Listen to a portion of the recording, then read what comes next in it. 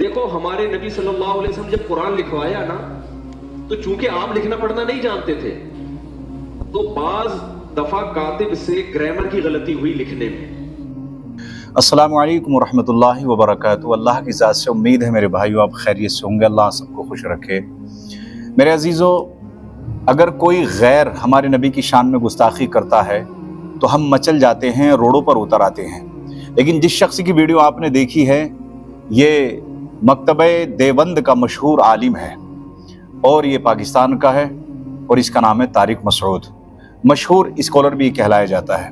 لیکن نبی کریم آقا علیہ الصلوۃ والتسلیم کی شان میں اس نے وہ گستاخی کی ہے جسے آپ بھی سن کر حیران اور پریشان ہو جائیں گے۔ میں بار بار یہ عرض کر رہا ہوں کہ دوسرا کرتا ہے تو ہمیں بڑی تکلیف ہوتی ہے، ہم روڈوں پر اتر آتے ہیں، لیکن ان جیسے لوگوں کا کیا کیا جائے جو یہ عالم کا لبادہ اوڑھ کر اپنے آپ کو عالم کہلاتے ہیں؟ کیا سیکھا انہوں نے؟ اس لیے بالکل حق کہا ہے مدنی میاں نے کہ قرآن بے شک رب کی سچی کتاب ہے، لیکن قرآن کو پڑھانے والا اگر عاشق رسول نہیں ہوگا تو وہ اسی قرآن سے گستاخ رسول بنا دے گا۔ بے شک یہ بالکل حق بات ہے میرے دوستو۔ اس شخص کی یعنی کہ اس طارق مسعود جاہل کی، میں تو جاہل ہی کہوں گا اس لیے کہ جو میرے نبی کی شان کو نہ سمجھ پائے وہ جاہل اور ان پڑھ سے زیادہ ان پڑھ ہے۔ اس کی پوری ویڈیو دیکھیے، اور جب سے ویڈیو سوشل میڈیا پر وائرل ہوئی ہے ہر سنی سے عقیدہ کا دل دکھا ہے، ہر عاشق رسول کا دل دکھا ہے کہ ہماری ہی صفوں میں ایسے جاہل آج بھی موجود ہیں جو نام نہاد مسلم کہلاتے ہیں یہ لوگ، لیکن ان کی جہالت دیکھ لیجئے آپ، اور نبی کریم آقا علیہ الصلوۃ والتسلیم کے متعلق ان کا عقیدہ دیکھ لیجئے کہ کس طرح سے ان نے نازیبہ کلمات صحابہ کو، حضور کو، اور نہ جانے کیا کہ اس نے کہا ہے۔ آپ سن لیجئے میرے دوستو، سن لیجئے اور اپنے ایمان و عقائد کو درست کیجئے۔ السلام علیکم ورحمۃ اللہ۔ آخر تک اس ویڈیو کو ضرور دیکھیے گا۔ میں یہ عرض کر رہا تھا کہ عرب کے کھانے ہم سے کیا ہیں؟ ڈیفرنٹ۔ ہمارے نبی صلی اللہ علیہ وسلم کا لباس ڈیفرنٹ، پھر ساری چیزیں جو ڈیفرنٹ ہو تو بھی انسان کسی کو اس لیے فالو کر لیتا ہے کہ بھائی وہ بہت بڑا اسکالر ہے۔ کیا خیال ہے؟ جاپانیوں کو ہم فالو کر لیتے ہیں، ان کی اسپیچز سن لیتے ہیں، یوٹیوب پہ سرچ کر لیتے ہیں، بھائی یہ پڑھے لکھے لوگ ہیں، بھائی سمجھ رہے ہیں، یہ کوئی پی ایچ ڈی اسکالر ہوگا، کوئی سائنٹسٹ ہوگا، کوئی بہت بڑے بڑے اسکالر ہیں۔ ہمارے نبی کے بارے میں پوری امت کا اجماع ہے، بھائی نہ لکھنا جانتے تھے اور نہ پڑھنا جانتے۔ ابے بھائی پھر کیوں فالو کر رہے ہو یار؟ خود بول رہے ہو کہ نہ لکھنا جانتے تھے اور نہ پڑھنا، امی تھے۔ ما تخطہ بیمینک، قرآن کہہ رہے ہیں محمد صلی اللہ علیہ وسلم جو قرآن پیش کر رہے ہیں ایک لفظ بھی ان کے دائیں ہاتھ نے کبھی نہیں لکھا، ایک لفظ نہیں لکھا۔ جیسے ہی آیت نازل ہوتی آپ کبھی زید ابن ثابت کو بلا رہے ہیں، کبھی کسی اور صحابی کو بلا رہے ہیں، بھائی لکھو لکھو۔ اور دیکھو ہمارے نبی صلی اللہ علیہ وسلم جب قرآن لکھوایا نا تو چونکہ آپ لکھنا پڑھنا نہیں جانتے تھے تو بعض دفعہ کاتب سے گرامر کی غلطی ہوئی لکھنے میں، ہمارے نبی نے اس کی کریکشن نہیں کی۔ آپ کو نہیں پتا چلا کہ گرامر کے لحاظ سے یہ غلط لکھا ہوا ہے، وہ اب تک اسی طرح لکھا ہوا ہے۔ سمجھ رہے کہ نہیں سمجھ رہے؟ مثال کے طور پر بہت ساری مثالیں اس کی قرآن میں، سورہ اقرا بسم ربک الذی خلق میں کیا آتا ہے؟ کلا لئن لم ینتہی لنصفعا بالناصیہ۔ اللہ کہتے ہیں اگر یہ کفر سے باز نہیں آئے ہم ان کو پیشانی کے بالوں سے پکڑیں گے قیامت کے دن۔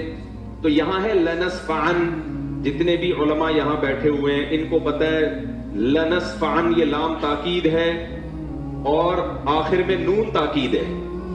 یہ الف کے ساتھ لکھنا گرامر کے لحاظ سے غلط، کیونکہ تنوین ناؤن پہ آتی ہے، سینٹنس پہ یا فعل پہ تنوین کبھی بھی نہیں آتی۔ سمجھ میں آ رہی ہے بات کہ نہیں آ رہی ہے؟ لیکن یہاں پر کیا ہے، نبی صلی اللہ علیہ وسلم جو پڑھا نا لنصفعن، جبریل آئی آیت لے کے آپ نے اس کو پروناؤن کیا اپنی زبان سے لنصفعن، تو کاتب نے کیونکہ عن میں آواز نون کی آ رہی ہے تو کاتب نے اس وقت لکھ دیا نون کے بجائے الف ڈال دیا جو تنوین کی علامت ہے۔ یہ گرامر کے لحاظ سے 100% کیا ہے؟ مسٹیک۔ یہ گرامر کے لحاظ سے 100% کیا ہے؟ مسٹیک۔ یہ گرامر کے لحاظ سے 100% کیا ہے؟ مسٹیک۔ آپ کبھی بھی عربی میں سینٹنس پہ تنوین نہیں ڈالو گے، لیکن یہاں لنصفعن پہ دو زبر ڈلے ہوئے ہوں گے، الف لکھا ہوا ہوگا۔ یہ گرامر کے لحاظ سے 100% کیا ہے؟ بولو غلط. یہ گرامر کے لحاظ سے 100% کیا ہے؟ بولو غلط. کاتب وحی نے لکھا، نبی لکھنا پڑھنا نہیں جانتے. اور کمال کی بات ہے جو لکھا آج تک کوئی مائی کا لال پیدا نہیں ہوا کہ اس کو نون بنا دے. اب کہنے کے لحاظ سے اوپر سے تو لگے گا یہ غلط ہے، لیکن بھائی اللہ نے یہ اس لیے ہونے دیا، بتا دیا کہ محمد صلی اللہ علیہ وسلم واقعی امی تھے. نمبر 2، ہم نے اس قرآن کی حفاظت ایسے کی ہے کہ اگر ظاہری لحاظ سے اس میں کوئی غلطی لکھنے میں، ظاہری لحاظ سے، ورنہ تو اس میں بڑی حکمت ہے، ہوئی بھی ہے، ہم نے اس کی بھی کریکشن کی کسی کو اجازت نہیں دی. لیکن بھائی اللہ نے یہ اس لیے ہونے دیا، بتا دیا کہ محمد صلی اللہ علیہ وسلم واقعی امی تھے. نمبر 2، ہم نے اس قرآن کی حفاظت ایسے کی ہے کہ اگر ظاہری لحاظ سے اس میں کوئی غلطی لکھنے میں، ظاہری لحاظ سے، ورنہ تو اس میں بڑی حکمت ہے، ہوئی بھی ہے، ہم نے اس کی بھی کریکشن کی کسی کو اجازت نہیں دی. جو ہے جیسے لکھا گیا ایز اٹ از چلا رہا ہے. بڑے بڑے عربی گرامر کے ماہرین آئے، انہوں نے بتایا سینٹینس پہ تنوین نہیں آتی، دو زبر دو زیر دو پیش نہیں آتے، نہیں آتے. یہاں آئے ہوئے پتہ نہیں کیوں آئے ہوئے بھائی، اس وقت لکھا ہی ایسے تھا. جس کتاب کی میرے بھائی ایسے حفاظت ہوئی ہو کہ اس کی گرامر کی ایک مسٹیک، اگر ظاہری لحاظ سے میں مسٹیک کہہ رہا ہوں ہوئی ہے، اس کو ٹھیک کرنا کسی کے لیے ممکن نہیں ہے. تو جو ٹھیک آئے تھے ان کو کون چینج کر سکتا ہے؟ نہیں آئی میرا خیال ہے بات. تو بھائی ہم فالو کیوں کر رہے ہیں محمد صلی اللہ علیہ وسلم کو؟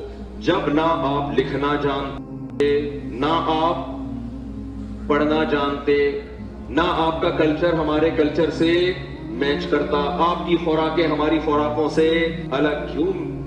وجہ اس کی بھائی ہم، نبی کی ایک حیثیت ہے بشر، ایک حیثیت کیا ہے؟ Messenger of God.